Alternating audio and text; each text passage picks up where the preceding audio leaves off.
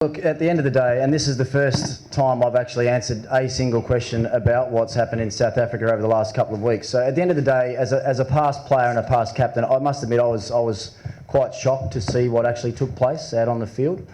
The pleasing thing for me is that the guys now, it seems like this whole issue is starting to come to an end. We hear this morning that now David Warner's also accepted his sanctions that Cricket Australia have placed on him. So that means all three of the guys have accepted the sanctions before them. So Bancroft 9 months and obviously Smith and Warner 12 months each. So it seems like it is starting to come to an end.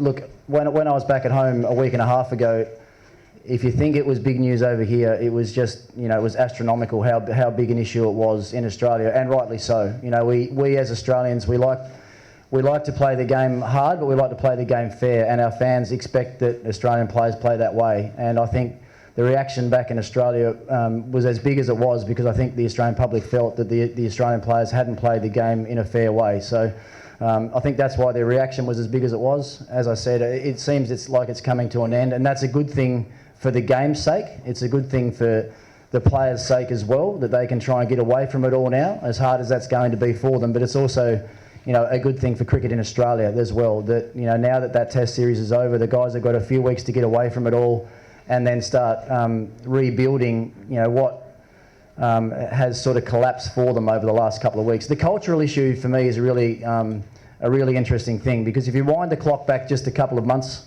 when Australia won the Ashes like they did, there was no talk about cultural problems or issues whatsoever. So I think a lot of the time these cultural things can be blown out of proportion. They can be spoken about a lot when the reality inside the dressing room is completely different than what is actually spoken about all the time. And I honestly feel on this occasion that the cultural stuff that's been spoken about has probably been blown out of proportion to a certain degree.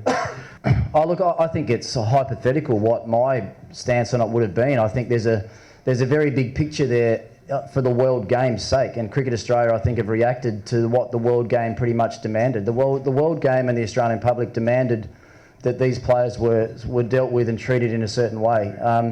Now, it would appear that 12 months bans, that would appear to be a very severe ban. If you think back to what the ICC sanction was, the ICC sanction was for one game only on Steve Smith and nothing for the other two. So you can understand that 9 months for Bancroft and 12 months for the other guys it's a vast gap, or a vast difference between what the ICC deemed fair. So look, I'm not going to comment on what I would have done, because I wasn't there, I wasn't part of it, I didn't see it. I know as much of what you guys know, so I think it'd be unfair for me to comment on that.